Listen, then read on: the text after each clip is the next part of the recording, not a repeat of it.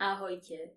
Today we are going to talk about the Slovak word kvôli, meaning because of or for the sake of. I decided to make this video because recently I published another video which was a story in which this word kvôli was used and repeated multiple times. So I recommend you watch that video because it contains many examples of kvôli used in context, and that is the best way to learn it. And I wanted to make this short companion video to explain a few things about kvôli. So first I will talk about pronunciation, then I will talk about grammar, and then I will talk about the two meanings of kvôli. So let's get started. First, a quick note about pronunciation. It is pronounced kvôli or kvôli. So let's start from the middle. This letter, the O with the roof, is pronounced wo. Wo. It's a diphthong. And in the beginning of the word, we have the letter k, but in this case, it is pronounced g.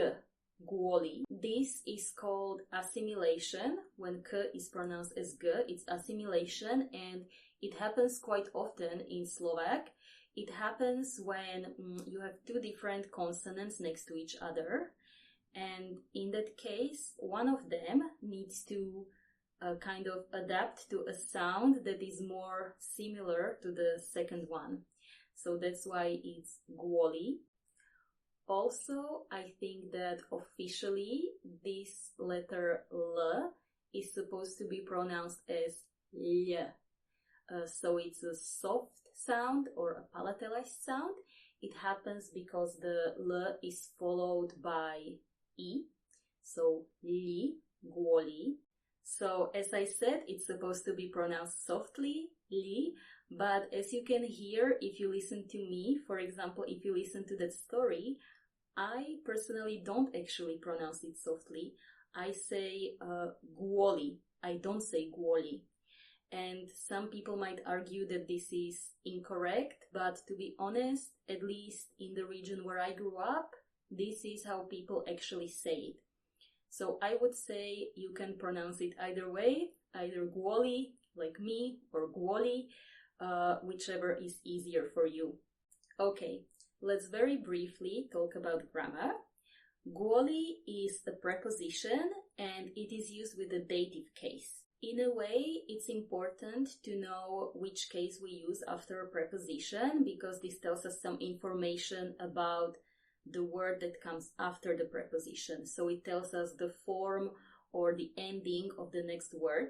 So for those of you who like grammar, kvôli is used with the dative case. So for example, in that story, in that other video, you hear it used in many phrases like kvôli tebe, kvôli mne, and many others, kvôli oceánu, kvôli vetru, kvôli vlnám, and so on. And these are all in the dative. But I think unless you really enjoy thinking about grammar, don't worry about it. I think it might be more useful for you to remember some common phrases. For example, kvôli tebe, which means because of you or for your sake. You can remember this because it's quite a common one.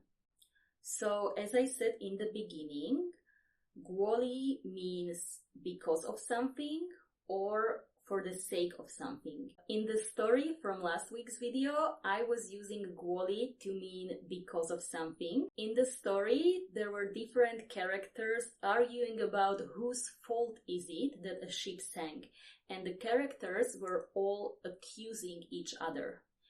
Oh, it's because of you, no, it's because of him, and so on. So it is all about who was the cause of something. And the second meaning is something like this.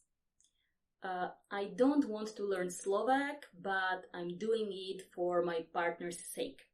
Robím to kvôli mojej partnerke. That means that she is the reason why I do it. I do it to make her happy. I'm doing it for her benefit or for her sake. By the way, the etymology, the origin of the word kvôli is kvôli. K means to and vôľa means will. So it means to the will of someone or to someone's will. So it's very logical in a way. Finally, very briefly, I want to talk about another word, which is vďaka. I want to mention it because it's very similar to kvôli and I want to explain the difference between the two. Vďaka means thanks to something. So the difference is that kvôli is neutral and vďaka is positive. For example, vďaka tebe means thanks to you, so it's more positive, unless you use it sarcastically. But for example, another common phrase is vďaka Bohu, thank God. Vďaka Bohu means thank God. And exactly the same as kvôli, vďaka is a preposition with the dative case. And by the way, vďaka is not just a preposition. Apart from that, it is also used as a way to say thank you. So you can use vďaka instead of ďakujem, for example. Okay, that's it. I'm going to also put some links in the description, linking to some articles in Slovak that go into more detail about kvôli. And please go watch that video about the ship and the ocean, because in that video you will hear kvôli in context, and this is the best thing for your learning. It's much better than any theoretical explanation that I could possibly give you. And also, if you want to know more about things related to pronunciation that I mentioned, for example, assimilation and the soft L sound and other things, I will put another link in the description as well to my video where I talk about some of these things. And also, if you want to have online Slovak lessons with me, there is also a link in the description for that.